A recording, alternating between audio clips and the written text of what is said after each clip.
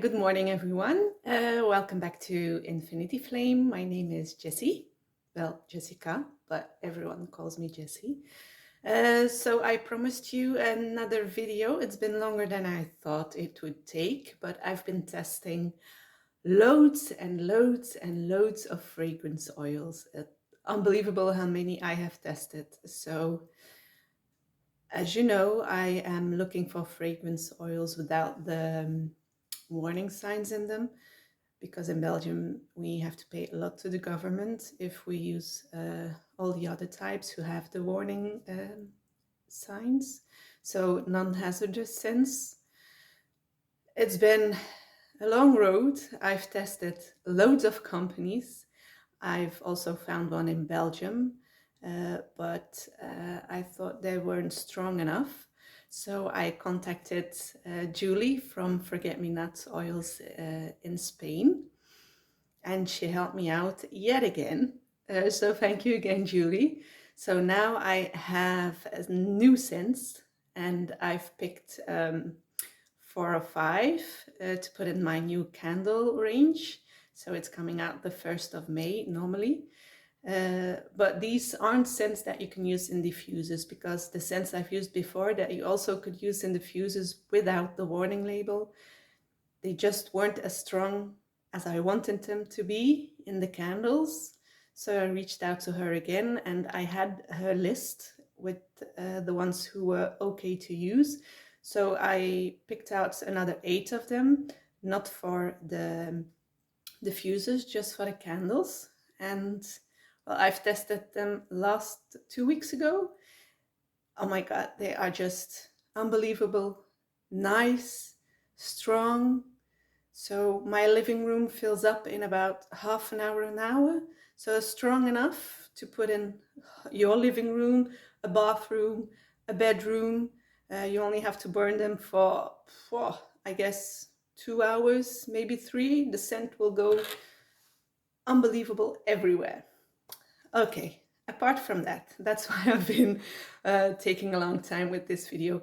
So apart from that, what I promised to do is tell you some steps that you have to do, to take in order to start your candle business. So in order to start a candle business, the very first thing you have to do, start testing. Just start testing. Pick out a candle jar or tin or whatever you like. Measure how much wax you have to put in it. So then you have to pick out waxes that you want to use. So first of all, your jars or tins, because I use tins now, and the wax. So if you want to use soy wax, if you want to use paraffin wax, if you want to use, there are a lot kind of waxes out there. I use rapeseed wax because for Europe, they grow it here. So it's not that big a footprint on the environment. So I think that was very important for me. And because of the rapeseed coconut I use, because of that, they only have to cure about 2 to 3 days. So as I already told you, I don't make candles up front because I think that's a waste of money, because you don't know how many you are going to sell. So what I use is rapeseed and coconut. So when I get an order in, I make it the same day, maybe the next day. They wait 2 days to cure, and then I can send off. So now you have your jars and perhaps the wax that you want to use. Now you have to go and figure out 2 sorts, 2 things. Or you can start with the wicks, and you have 2 big kind of wicks. So you have the cotton wicks and you have the wood wicks. Cotton wicks, thousands to pick from, 1,000 sizes.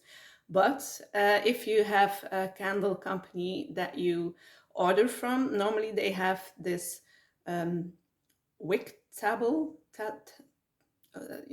some wick thingy you can check online. So if your vessel is about, I don't know, 8 centimeters wide, the kind of wax that you use, then they can recommend you a wick to use. That's for the cotton wicks and that's for the wooden wicks. So my wicks come from candleshack.com. they used to be, well, they have one in UK also, but because of the Brexit, they opened one in the Netherlands, and that's where I get my wicks. So I use wooden wicks, and I looked at their, I forgot the word in English. I looked at their, they have I don't know, an Excel sheet or a Word sheet or some kind of sheet where they can say, well, the width is this, the length is this, so for your candle, this would be best. In my candles now, last weekend, I've tested about 10 or 12 wooden wicks because I'm just gonna show you one. So this is one of my test candles. This is one of my jars. So I've tested 1 wick, 2 wicks. I'll show you here, 2 wicks. But the 2 wicks, even the thinnest wick, would burn my wax too fast. So you have to think about, your wax has to melt. If it doesn't melt the first 3 or 4 hours, not totally, don't panic. It's just the first burn. What's your second burn? Because on the second burn, your wax has to be totally fluid. After about at least 2-3 hours, you have to have total fluid. If it's not, then you have to change wicks. If you have tunneling, you have to up your wick. If you have a melt pool after 1 hour of 1 centimeter or half a centimeter deep, you have to wick down. So you have to think about that. Then, you know your vessel, or your jar, or your tin. You know the wax you want to use. You know kind of the wicks you want to use. Now, if you want to use scent, you have to test it.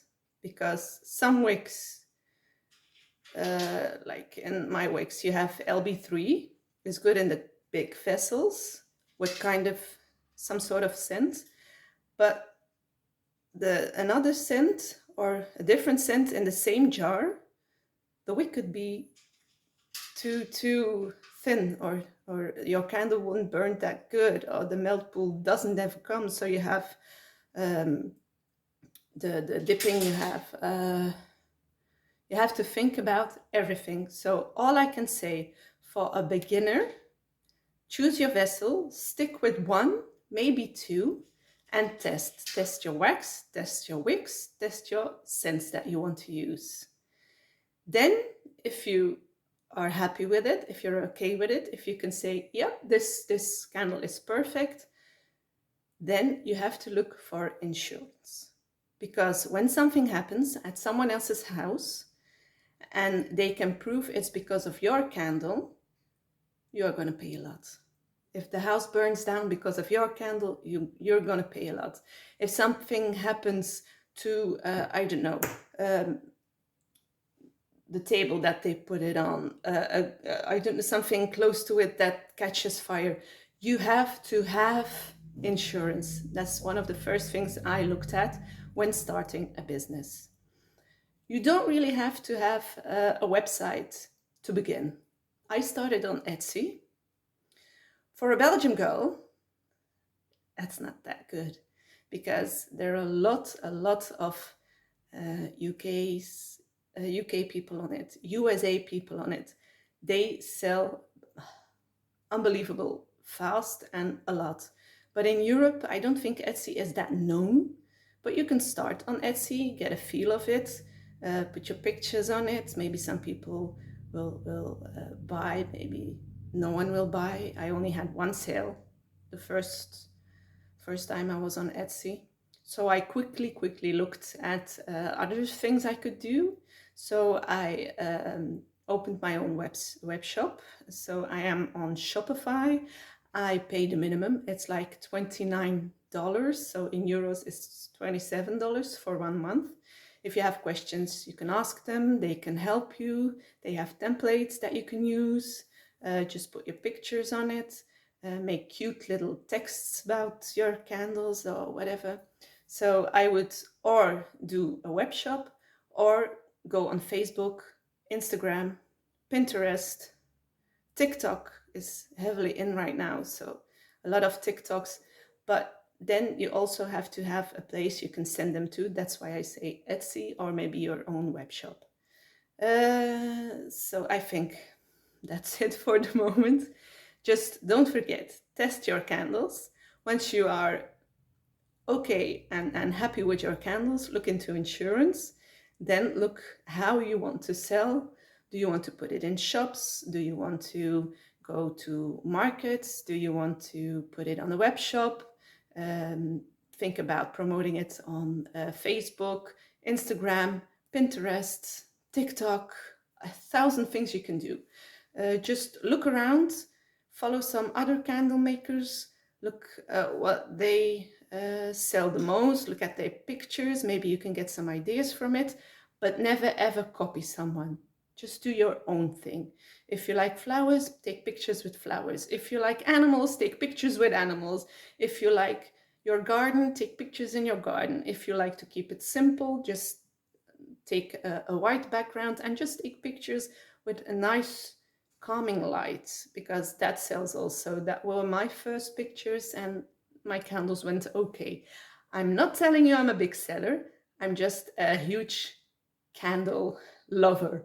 I just love everything that smells nice. I just like working with my hands. Like I already told you, I'm making soap also, but that's the dream for next year. I have to test first, like I tested for months with my candles, and now I'm testing, I think, months with my soap. But it looks okay, it smells okay.